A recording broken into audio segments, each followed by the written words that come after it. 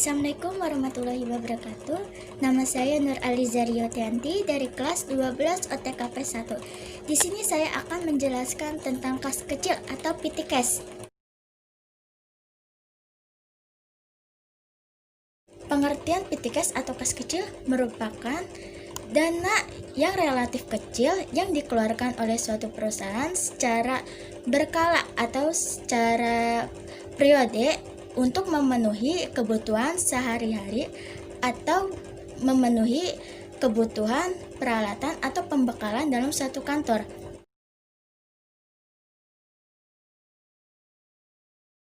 Oke, setelah kita mengetahui pengertian, kita berlanjut kepada manfaat petty cash.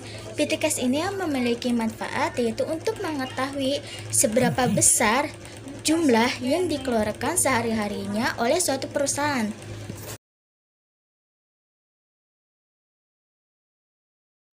Petty cash ini juga memiliki tujuan. Yang pertama itu untuk membayar kebutuhan atau pembekalan suatu kantor. Yang kedua, untuk meringankan staf karyawan sehingga dapat memberikan pelayanan yang maksimal kepada pelanggan. Yang ketiga, untuk menghindari pembayaran yang tidak ekonomis.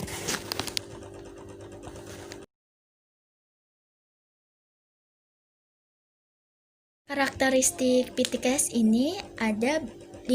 Yang pertama ini, setiap dana petty cash ini ditetapkan dan dibatasi sesuai dengan kebutuhan yang ada di suatu perusahaan. Yang kedua, kasir atau staf keuangan ini dijadikan sebagai pengelola atau penanggung jawab dalam kas kecil. Yang ketiga, digunakan untuk kebutuhan sehari-hari dalam kantor. Yang keempat, setiap pengeluaran petty cash atau kas kecil ini disertai dengan bukti yang disetujui oleh pihak yang terkait. Yang kelima ini, petty cash ini pengisian dana kembali petty cash ini dilakukan secara berkala dan jumlahnya ini ditetapkan sesuai dengan SOP akuntansi keuangan yang berlaku.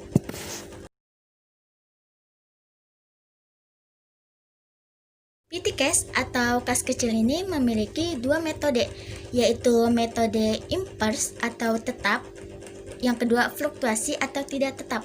Yang pertama, impuls merupakan metode tidak tetap di mana pada pengisian dana kas kembali itu dananya itu disesuaikan dengan jumlah saldo yang dikeluarkan. Jadi pengisian dananya itu tidak boleh lebih atau tidak boleh kurang dari saldo yang digunakan agar jumlahnya itu tetap sama saldonya.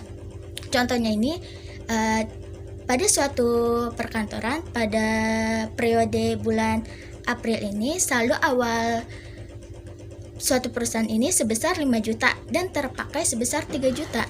Maka untuk pengisian saldo untuk periode selanjutnya atau periode bulan Mei ini diisi oleh kas besar sebesar 3 juta sesuai dengan saldo yang terpakai agar hasilnya 5 juta. 3 saldo pengisian kas kembali, 2 saldo sisa kas kecil yang ada di kasir. Jadi tetap 5 juta. Dengan metode kedua atau fluktuasi tidak tetap, di mana ketika pengisian dana kembali pada metode ini itu disesuaikan dengan kondisi si perusahaan. Berbeda dengan metode impuls, di mana kalau metode impuls itu pengisian saldo kembali itu disesuaikan dengan saldo yang terpakai, sedangkan untuk metode impuls ini disesuaikan dengan kondisi si perusahaan. Jadi itu boleh lebih atau kurang dari saldo yang terpakai disesuaikan dengan kondisi si perusahaan. Contohnya itu suatu perusahaan pada periode bulan April ini saldo awalnya sebesar 5 juta dan terpakai sebesar 3 juta. Maka untuk pengisian dana kas kembali pada bulan Mei itu diperkirakan pada bulan Mei itu akan banyaknya rapat, maka kas besar itu mengisi kembali sebesar 5 juta. Melihat dengan bulan Mei ini akan banyaknya rapat yang dilaksanakan.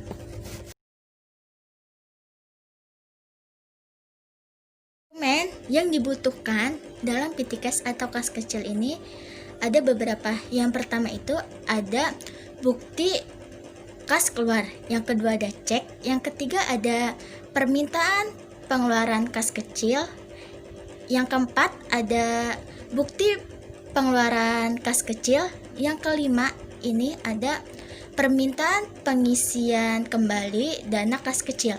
Sekian video dari saya, kurang lebihnya mohon maaf.